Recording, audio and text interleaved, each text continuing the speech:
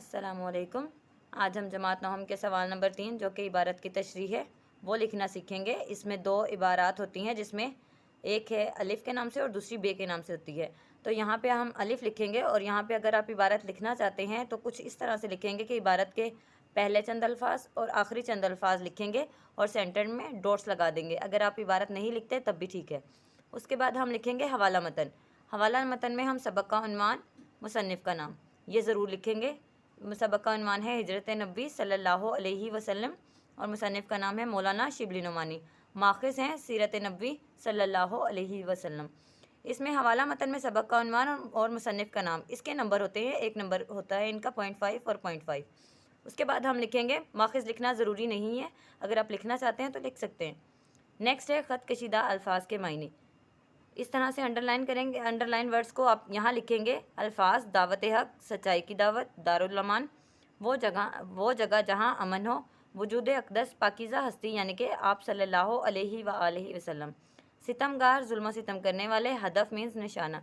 इस तरह से लिखेंगे। एक नंबर इसका है और 2 नंबर इसके हैं, 3 नंबर इसके हो गए और उसके बाद 2 नंबर तशरीह के होते हैं। इसमें से आपको सबाक लिखना ज़रूरी नहीं है, अगर आप लिखना चाहते हैं वो एडिशनल लिख सकते हैं, अदरवाइज़ 2 नंबर इसके और 1 नंबर इसके और 2 नंबर इसके, इस तरह से नंबर डिवाइड होते हैं।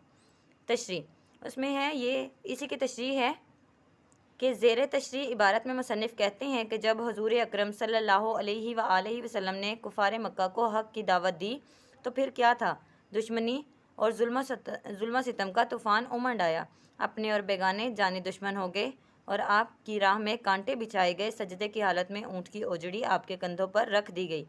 और इसको जो आपने लिखना है, तशरीह लिखनी है, उसमें तशरीह में जो अल्फाज का चुनाव करना है वो आसान और सहल अल्फाज में लिखें। बहुत ज़्यादा मुश्किल अल्फाज में तशरीह करने की ज़रूरत नहीं है और तशरीह को तशरीह की तरह ही करना है।